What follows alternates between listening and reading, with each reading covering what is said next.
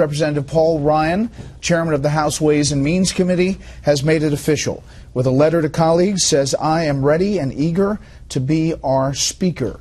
Sent the letter out just moments ago. He is now in and obviously has cobbled together the votes needed to get to the 218 majority of the Republican conference, but more than that, to get the different elements of the Republican conference to side with him going forward. A quick round with the panel. We'll head back to the hearing. AB. Well, even as recently as a few hours ago, there's a lot of nervousness about how long the coalition will last. It'll be more than 218 members. It will not be 247. Which is the total number of Republicans in the House. It's the total number of Republicans in the House, and Ryan wanted every single one of them. He wanted complete and total consensus and unity. He's not going to get it. The Freedom Caucus, which was supporting somebody else and could therefore block him, has changed their mind, enough of them, and 80% of them are going to go with Ryan. They're not endorsing him, they're supporting him. They will vote for him. That he's not agreed to their stipulations.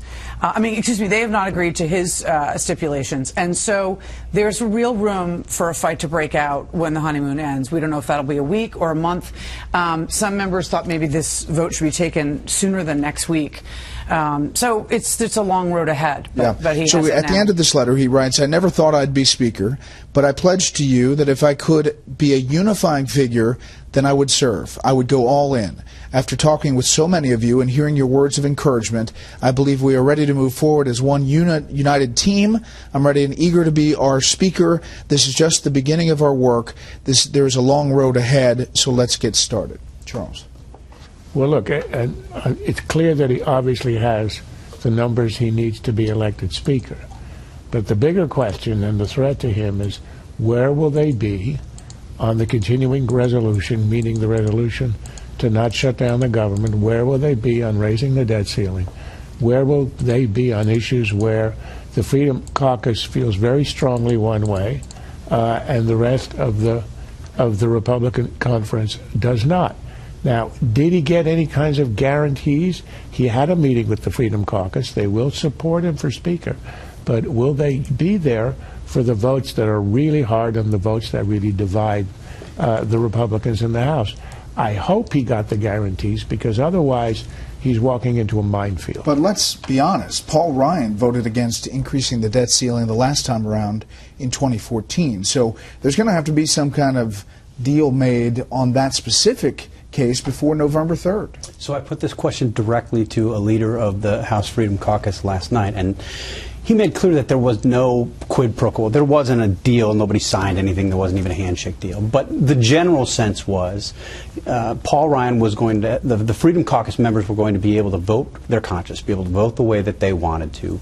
And in exchange, Ryan, this next calendar year, going into a presidential year, was going to push big, bold, conservative reforms. Push an all-House Obamacare alternative. Push serious welfare reform, the kind of things that unites conservatives, that puts members of the House Freedom Caucus with Ryan on these things. And that, I think, was maybe the beginnings of some kind of a working agreement moving forward. The other question I think Ryan will face is not only what do House Freedom Caucus members, but what do the outsiders who've been critical of Ryan running as Speaker of the House say? I mean, you've had intense criticism, harsh criticism, I would say over-the-top criticism of Ryan, largely because of differences on immigration and on TARP. Do the people who have been beating him up from the right sort of stand back and say, let's judge him on his performance, or do they continue? Is this part of a continual campaign to take him down? Judge, I spoke to a couple of the Freedom Caucus people earlier today, and I think this is a very, very delicate balance that won't last very long. It only took one person, one congressman from North Carolina, to file that privileged motion. The chair is empty. And how did it end? It ended with John Boehner resigning the speakership and from the House. The folks I talked to view this as a change from Tweedledee to Tweedledum. There will be a honeymoon period. They want there to be some leadership in the House. They don't think this is long-term. Last word, Abby. Well, it's really too bad. Paul Ryan they're lucky to have him, and he has, papal level popularity, and to come into this really thankless job and be taken down really quickly would be a terrible shame for the Republican Party.